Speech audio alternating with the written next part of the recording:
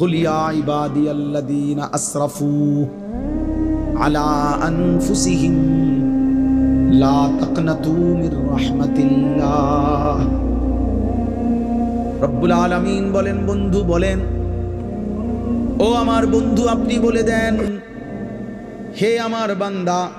আল্লাহ বলতেছেন আমার বান্দা শোনো না, তোমরা যারা এই পরিমাণ গুনাহ করেছো যে নিজের জীবনটাকে জুলুম করে শেষ করে ফেলেছ, জীবনে বলতে কোনো নেকি নাই, ডানে বামে কোনো নেকি নাই, গুনায় গুনায় ভরা জীবন তোমাদের পুরা ডুবে গেছে। আল্লাহ বলেন বান্দা, গুনার সমুদ্রেও যদি হাবুডুবু খাও, সেখান থেকেও যদি কোনোদিন আমি আল্লাহকে মনে পড়ে, তাইলে যদি গুনাহ ছেড়ে দিয়ে আর কোরবানা ওয়াদা দিয়ে আমি আল্লাহর দিকে এক কদম ফিরে আসো বান্দা, আর যদি বলো মাওলা জীবনভর আমি আপনাকে নারাজ করেছি, আর করব না মাওলা, আপনার নাফরমানি করব না মাওলা, আমি তওবা করলাম মাওলা, গুনাহ ছেড়ে দিলাম, আল্লাহ বলেন লা তাকনাতু মির রাহমাতিল্লাহ,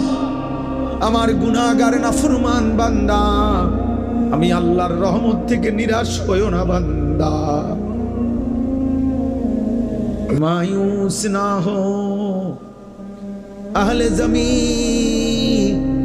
अपनी खताओं से,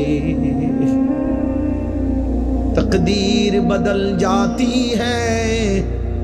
मुदतर की दुआओं से। আল্লাহ বলে বুজুর্গানে দিন শেরের মধ্যে বলছে এটা, হে আল্লাহর বান্দা, জীবনের সব গুনাহগুলো নিয়েও তুমি নিরাশ হইও না, মায়ুস না হো, মায়ুস মানে নিরাশ,